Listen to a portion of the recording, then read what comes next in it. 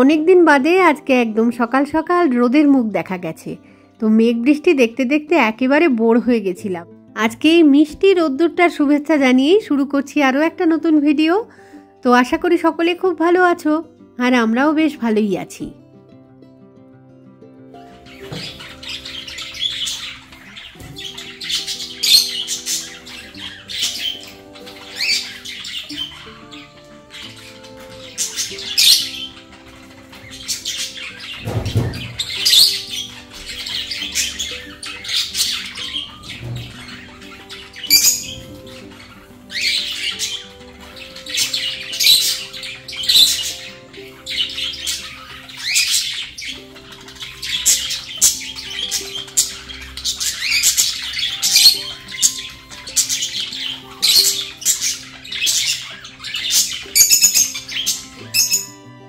পাখিদের এই কিচিরমিচিরগুলো শুনতে কিন্তু আমার ভীষণই ভালো লাগে, রোজই তো শুনি।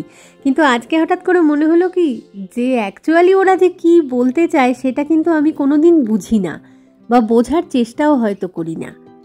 কিছু ক্ষেত্রে আমাদের অবস্থাও বোধহয় ওদেরই মতন। মানে আশেপাশে যখন কোনো অপরাধমূলক কিছু ঘটনা ঘটে আমরা কিন্তু মেনে নিতে একদমই পারি না, সেই জন্য কিচিরমিচিরও শুরু করি। কিন্তু তাতে কারো কিন্তু কিচ্ছু যায় আসে না। যাদের কাজ হচ্ছে দোষ করা তারা কিন্তু দোষ করেই যাবে, আর যাদের কাজ হচ্ছে দোষটা ধামাচাপা দেওয়ার তারাও বোধহয় ধামাচাপাই দিয়ে যাবে। ঠিক যেমন আমার খাঁচার পোষা পাখিগুলো সারাদিন কিচিরমিচির করার পরে সন্ধ্যের দিকে চুপ করে যায়, আমরাও হয়তো কয়েকদিন এরকম কিচিরমিচির করার পরে একেবারে চুপ করে যাব। আর তার সাথে তো দিন যত গড়াতে থাকবে স্মৃতির পাতা থেকে ঘটনাগুলো হয়তো পুরোপুরি মুছেও যাবে কোনো এক সময়।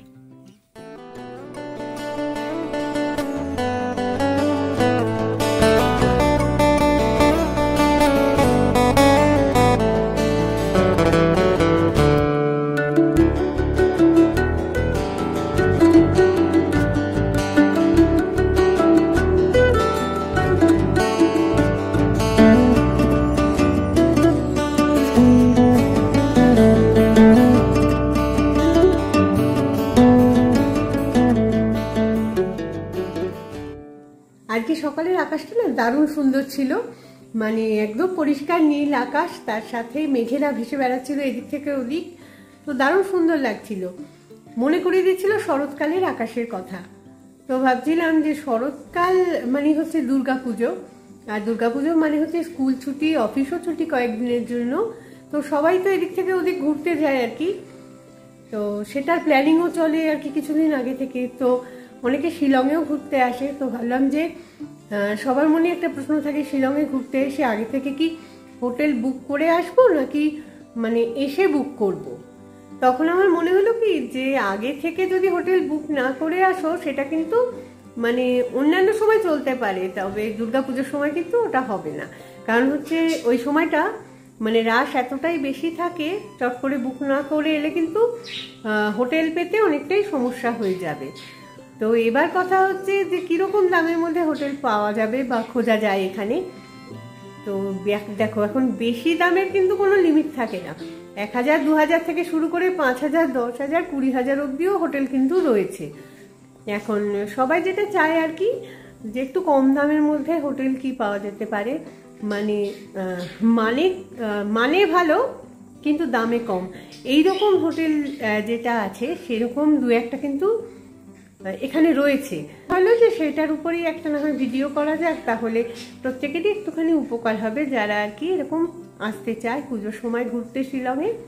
তো দেখতে থাকো ভিডিওটা, অনেক ইনফরমেশন দেবো, স্কিপ না করে পুরোটা দেখো কিন্তু। তো চলো এবারে আসল কথায় আসি। মানে এই যে বললাম যারা ঘুরতে আসবে শিলংয়ে তাদের জন্য দামে কম মানে ভালো এরকম থাকার জায়গা কি হতে পারে। তো সেক্ষেত্রে প্রথমেই নামটা করা যেতে পারে ভারত সেবাশ্রম সংঘের। এই লিফলেটটা ওদের ওখান থেকেই কালকে আমি জোগাড় করে নিয়ে এসেছি। তো যারা এই লেখাগুলো থরলি পড়তে চাও তারা কিন্তু ভিডিওটা একটু পজ করে রেখে জাস্ট একটা স্ক্রিনশট নিয়ে নিতে পারো।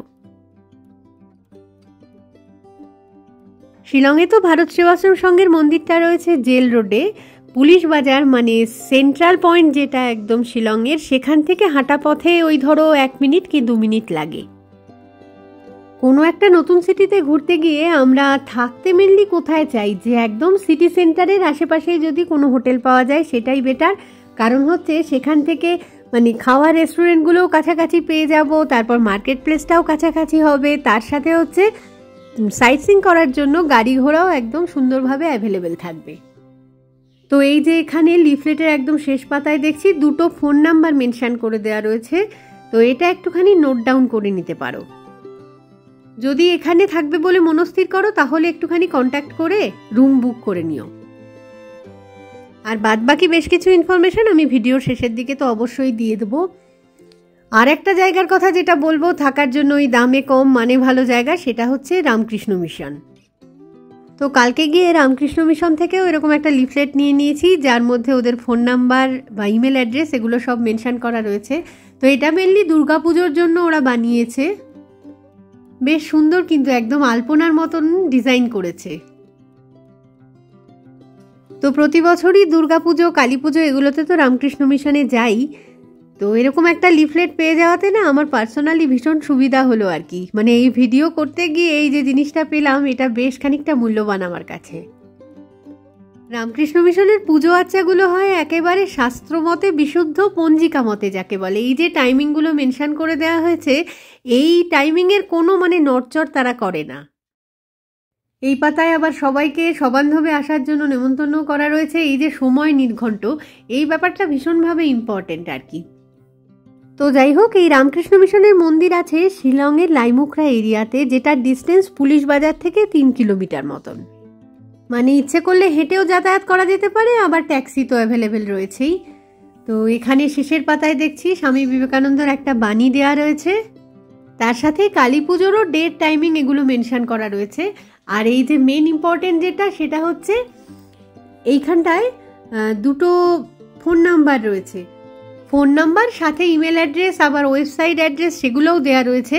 তবে থাকার জন্য যদি রুম বুক করতে হয় তাহলে বলবো ইমেল অ্যাড্রেসে ওদের সাথে যোগাযোগ করা উচিত, এবং এই যোগাযোগটা যত আগে করা যাবে ততই ভালো। কিন্তু মানে 1 মাস কেন 2 মাস আগে যদি যোগাযোগ করে ফেলা যায় সেটাই বেটার হবে।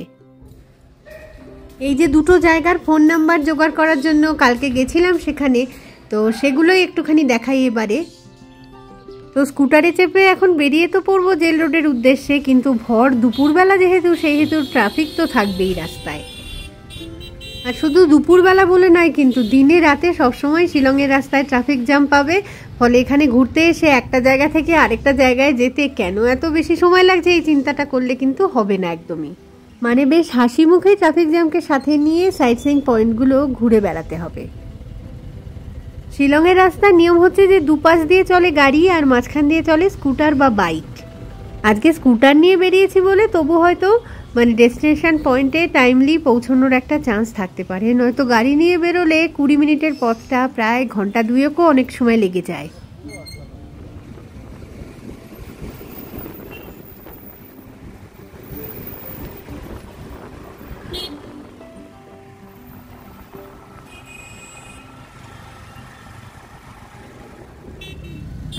তো এটাই হচ্ছে পুলিশ বাজার, এটাই হচ্ছে শিলং সিটি সেন্টার। সব রকমের থাকার জায়গা, খাওয়ার জায়গা, তারপর কেনাকাটার জায়গা সব কিছুই এখানে অ্যাভেলেবেল রয়েছে।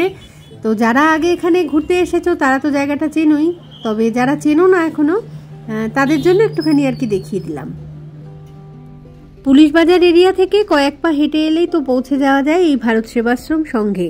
তো এই রাস্তাটার নাম হচ্ছে জেল রোড। সন্ধেবেলা এলে কিন্তু খুব সুন্দর লাইটিং দিয়ে সাজানো থাকে পুরো জায়গাটা। তো মন্দিরের ভিতরে চলে এলাম, খুব সুন্দর শান্তশিষ্ট একটা পরিবেশ। সকাল বিকেল এখানে পূজা অর্চনা আরতি এসব তো হয়। যারা এদের যাত্রী নিবাসটায় থাকবে তারা কিন্তু সেগুলো অবশ্যই দেখতে আসতে পারো।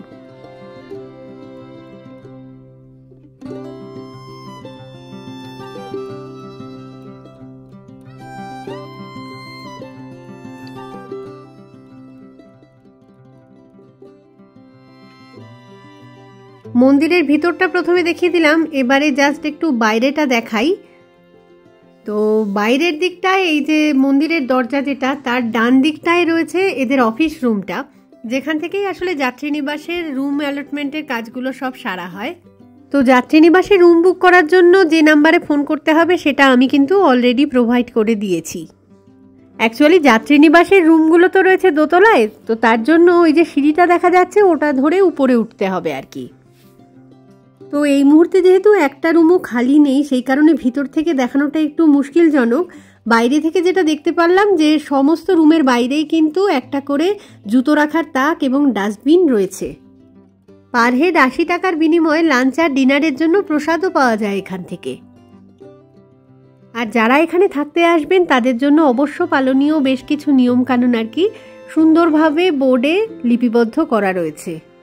ইন্টারেস্টেড হলে ভিডিওটা একটু পজ করে রেখে পড়ে নিতে পারো। একটা রুমে ওই মুহূর্তে আর কি ক্লিনিং চলছিল, সেই কারণে খোলাই ছিল, তাই জন্য অতি রিকোয়েস্ট করে একটুখানি পারমিশন করে নিয়েছি সেখানে ভিডিও করার। এই রুমগুলোর ভাড়া হচ্ছে 1000 টাকা পার নাইট। সিম্পল ডেকোরেশন, তবে যতটুকুনি যা দরকার সবই রয়েছে মোটামুটি। ট্রিপল বেড, এটা 3 জন শুতে পারে।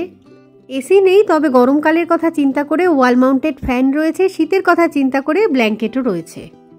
সাজগোজের জন্য আয়না, বসার জন্য চেয়ার টেবিল, আর প্রত্যেকটা রুমের সঙ্গে কিন্তু অ্যাটাচ টয়লেটও রয়েছে। হতে পারে সেটা ইন্ডিয়ান টয়লেট অথবা ওয়েস্টার্ন টয়লেট। এমনিতে বেশ পরিষ্কার পরিচ্ছন্নই। রুমে এনাফ প্লাগ পয়েন্ট আর গুড নাইট লিকুইডেটার, এই দুটো কিন্তু আমার চোখে পড়েছে।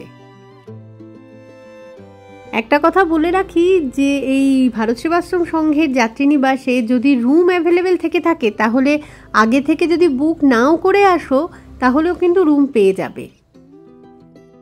তো যাই হোক, খুব ভালো করে না হলেও মোটামুটি একটা কিন্তু আইডিয়া আমি বোধহয় দিতে পেরেছি। আরও কিছু যদি জানার থাকে কমেন্ট বক্সে লিখে দিতে পারো, তাহলে আমি চেষ্টা করব সেগুলোর উত্তর অবশ্যই দিয়ে দিতে।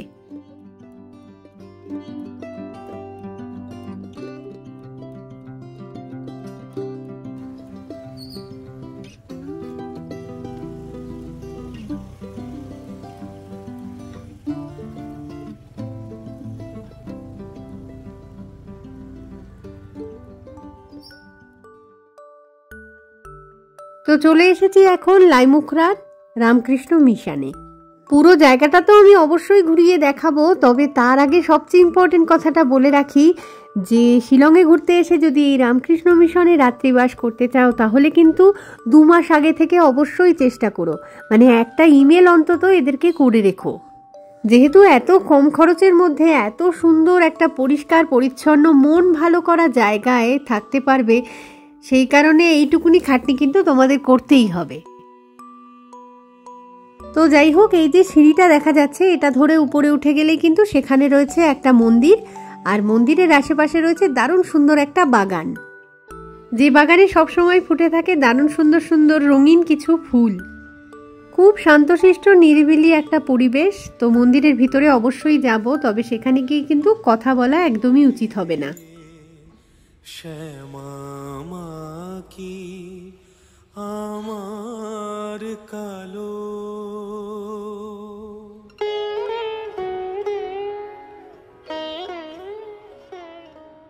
সন্ধ্যাবেলায় খুব সুন্দর করে এখানে সন্ধ্যা আরতি করা হয় এই মন্দিরে। তো যারা রামকৃষ্ণ মিশনের ভিতরেই আর কি রাত্রিবাস করবেন তারা তো সন্ধ্যাবেলায় অবশ্যই সেই টাইমটাতে এখানে এসে দুদণ্ড বসতেই পারেন। শ্যামা কি আমার কালো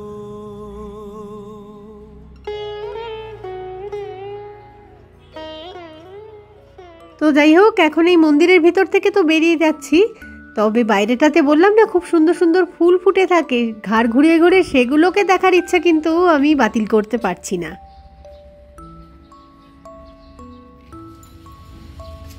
এই যে এখানটাতেই কি সুন্দর সুন্দর এই ছোট ছোট হলুদ ফুলগুলো এক ঝাঁক অবস্থায় ফুটে রয়েছে।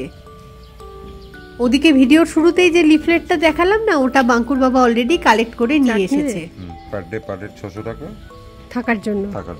খাওয়া দাওয়া হবে না এখানে, হয় কিন্তু আলাদা করে দেয় তো বললো খাওয়া দাওয়া নেই, আর বাইরে থেকে কি বলে মাছ মাংস কিছু নিয়ে আসে এখানে ভিতরে। আর রামকৃষ্ণ মিশনের ডিভোটি সেটার কি বলে প্রুফ দিতে হবে। কিভাবে দেবে সেটা? ভগবানের কি করে দেবে সেটা প্রুফ। এটা এবছরের দুর্গাপুজোর একটা কি বলে নামটা ইয়েটা পাওয়া গেল। আর এই ফোন নাম্বারে ফোন করতে হবে, ইমেল আইডিতে ইমেল করতে হবে মিনিমাম 2 থেকে 2.5 মাস আগে। খাবার দাবারের ব্যবস্থা নেই বললো, কিন্তু আমি শুনেছিলাম যে ভারত সেবাশ্রম সংঘের মতো এখানেও কিন্তু প্রসাদ বিতরণের ব্যবস্থা রয়েছে।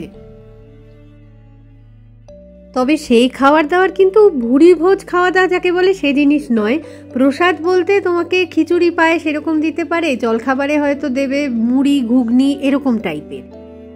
এত সুন্দর জায়গা, মন্দিরটার স্ট্রাকচারটা দেখলেই তো চোখটা জুড়িয়ে আসছে। বেলা গড়িয়ে বিকেল হতে চলেছে, আকাশ ঢেকে গেছে একেবারে কালো মেঘে, যখন তখন বৃষ্টি কিন্তু নেমে পড়তে পারে। এখানেও কিন্তু একই অবস্থা, কোনো রুমই খালি নেই, তার মধ্যে থেকেও একটা রুম ম্যানেজ করা গেছে দেখানোর মতন। 2টো করে বেড রয়েছে এখানে। রুম বেশ আলো বাতাসপূর্ণ আর সবকিছু বেশ পরিষ্কার পরিচ্ছন্ন আর কি। শীতকালে রুম হিটারও দিয়ে দেওয়া হয়। আর শিলংয়ে তো শীত গ্রীষ্ম বর্ষা সবসময় হচ্ছে, রাতের বেলায় ঠান্ডাই থাকে, তার ফলে কম্বল তো অবশ্যই থাকবে। আচ্ছা, এবারে বলে দিই যে এই রুমের জন্য কত পে করতে হয়। পার হেড চার্জ হচ্ছে 600 টাকা পার ডে। 2টো বেড আছে যেহেতু 2জন তো থাকতে পারবে বোঝাই যাচ্ছে। আর অ্যাটাচ টয়লেট রয়েছে যেখানে কোমোড সিস্টেম রয়েছে, তার সাথে গিজারও রয়েছে এবং সব কিছু সুন্দরভাবে ওয়ার্কিং আর কি। তো দারুণ সুন্দর ব্যবস্থাপনা বলবো। একটু আগেই বলছিলাম না এখানে প্রচুর সুন্দর সুন্দর ফুলের গাছ রয়েছে। এই যে বাগান এরিয়াটাতে দেখো কত সুন্দর গাছ। আর এই যে বাঁ দিকের দরজাটা দেখতে পাওয়া যাচ্ছে, এখানটায় এসেই প্রথমে আর কি রিপোর্টিং করতে হয়, কারণ এটাই হচ্ছে ওদের অফিস রুম।